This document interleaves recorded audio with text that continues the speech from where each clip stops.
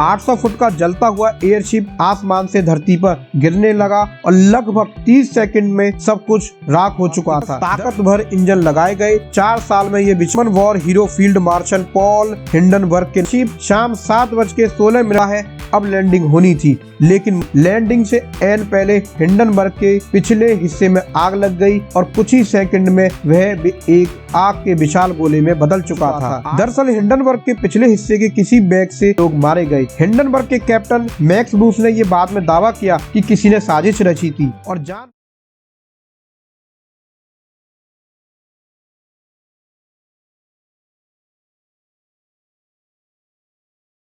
साल 1937 में जर्मनी में हिटलर का राज था। उस दौर में एक एयरशिप था, नाम था हिंडनबर्ग एयरशिप। एयरशिप के पीछे नाजी दौर की गवाही देता स्वास्तिक बना हुआ था। अमेरिका के न्यू जर्सी में इस एयरशिप को जमीन से जो लोग देख रहे थे उन्हें तभी कुछ असामान्य होता हुआ दिखा। एक तेज धमाका होता है और आसमान में दिख रहे हिंडनबर्ग एयरशिप में आग लग जाती है। लोगों के चीखने की तेज आवाजें सुनाई देने लगती है और एयरशिप जमीन पर महज 30 सेकंड से भी कम वक्त में गिर जाता है। गौतम अडानी पर रिपोर्ट लाने वाली रिसर्च कंपनी का नाम हिंडनबर्ग भी इसी हादसे से जोड़कर रखा गया है। नमस्कार दोस्तों, आप सभी का स्वागत है धीरेन्द्र कांडव जीएस सेंटर में। आज हम बात करने वाले हैं हिंडनबर्ग हादसे पर, जिसे मैन मेड डिजास्टर भी कहा जाता है।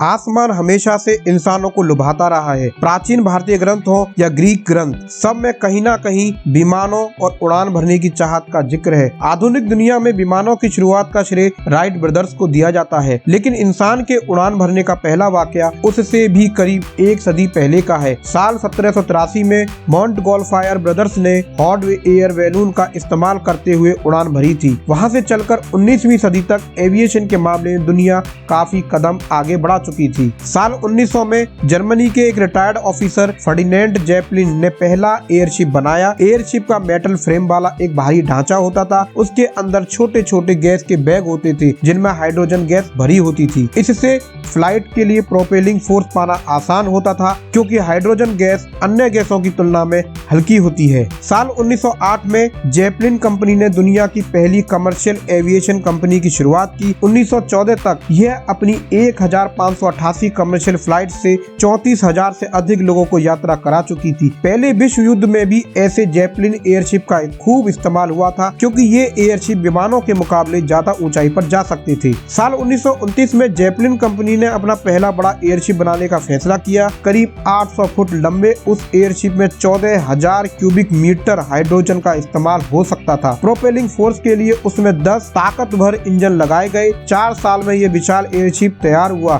साल 1936 में इसने पहली उड़ान भरी। इसका नाम German war hero field marshal Paul Hindenburg के नाम पर रखा गया था। हिंडनबर्ग एयरशिप ने साल 1936 में अटलांटिक महासागर के आर पार जर्मनी और ब्राजील के लिए कुल 17 उड़ानें भरी। आरामदायक सफर और यात्रा में कम समय लगने के कारण यह अमीरों को खूब पसंद आया। इसकी उड़ान को इतना स्मूथ बताया जाता था कि यात्रियों को एयरशिप के टेक ऑफ करने का एहसास तक नहीं होता था। हिंडनबर्ग एयरशिप 135 किलोमीटर प्रति घंटा तक की रफ्तार से उड़ सकता था। उसका इंटीरियर बहुत ही शानदार था। यात्रियों के लिए डाइनिंग हॉल से लेकर स्मोकिंग रूम तक हर चीज का इंतजाम उसमें किया गया था। हिंडनबर्ग ऐसी ही एक उड़ान पर निकला। 3 मई 1937 को उसमें 36 यात्रियों के अलावा 61 क्रू मेंबर सवार थे। एयरशिप शाम 7:16 पर फ्रैंकफर्ट जर्मनी से रवाना हुआ। इसे 6 मई को न्यू जर्सी पहुंचना था। अटलांटिक पार करने में इसे कुछ ज्यादा वक्त लग गया, क्योंकि हवा काफी तेज चल रही थी। एयरशिप 6 मई को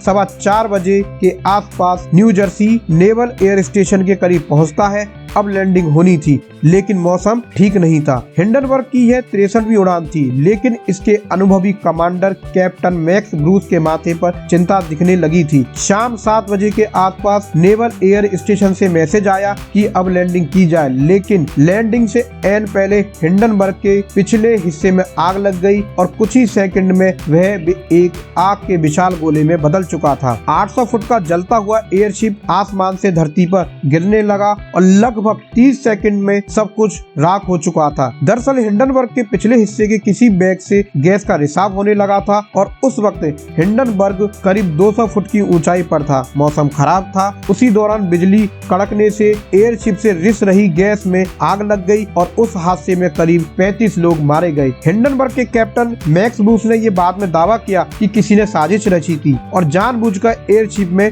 गड़बड़ी की थी। हालांकि बाद में ये पाया गया कि गलती का सिरा खुद कैप्टन ब्रूस से जुड़ा हुआ था, क्योंकि उन्होंने कम रिस्की लो लैंडिंग का विकल्प नहीं चुना। अगर वे ऐसा करते तो एयरशिप को धीरे धीरे नीचे करके लाया जाता, परंतु इसके बजाय उन्होंने हार्ड लैंडिंग का रास्ता चुना। इसके तहत मेटल की चेन नीचे गिराई जानी थी ताकि ग्राउंड स्टाफ उसके जरिए एयरशिप को खींचकर लैंड कराता। माना जाता है कि चूंकि हिंडनबर्ग अपने शेड्यूल से करीब 12 घंटे लेट हो चुका था और अगले दिन उसे वापस इंग्लैंड रवाना होना था, लिहाजा कैप्टन ब्रूस दबाव में आ गए। वापसी की उड़ान में जो लोग जाने वाले थे उन्हें जॉर्ज 6 की ताजपोशी के समारोह में शामिल होना था। कैप्टन ब्रूस ने इसी दबाव में हार्ड लैंडिंग का विकल्प चुन लिया था। बात यह भी थी कि जेपलिन कंपनी के ऑपरेशनल डायरेक्टर अर्नस्ट लीमैन भी कॉकपिट में थे और वह भी जल्द से जल्द लैंडिंग पर जोर दे रही थी। लेकिन इस जल्दबाजी में लीमैन और ब्रूस दोनों का ध्यान एक खतरे से हट गया। जो मेटल चेन नीचे लटकाई गई वो बारिश में भीग गई थी। बिजली कड़की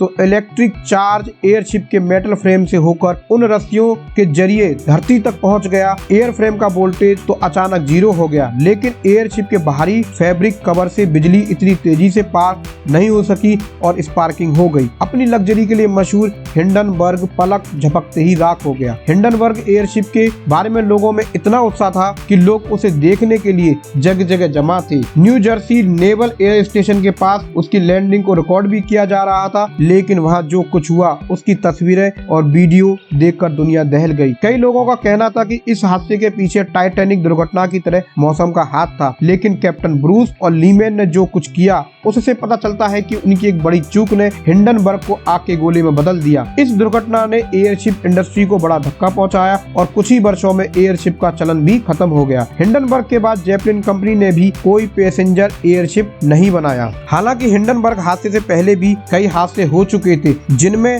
साल 1929 में दुनिया के सबसे बड़े एयरशिप ब्रिटिश R101 की दुर्घटना में 48 लोगों की मौतें हुई, जिसने ब्रिटिश एयरशिप कार्यक्रम को प्रभावी ढंग से समाप्त कर दिया। इससे एक साल पहले फ्रेंच के डिक्सम्यूट में हुए विस्फोट में 52 लोगों की मौत हुई थी। दोनों ही हवाई जहाजों में हाइड्रोजन गैस का इस्तेमाल किया गया था। इसके अलावा USS एक्रोन जो 1933 में दुर्घटनाग्रस्त हुआ था में मौजूद 76 लोगों में से 73 लोग मारे गए थे, जबकि यह हीलियम से भरा हुआ था। इसके साथ ही दोस्तों मैं ये वीडियो यहीं समाप्त करता हूँ। उम्मीद है आपको यह वीडियो पसंद आया होगा। नमस्कार।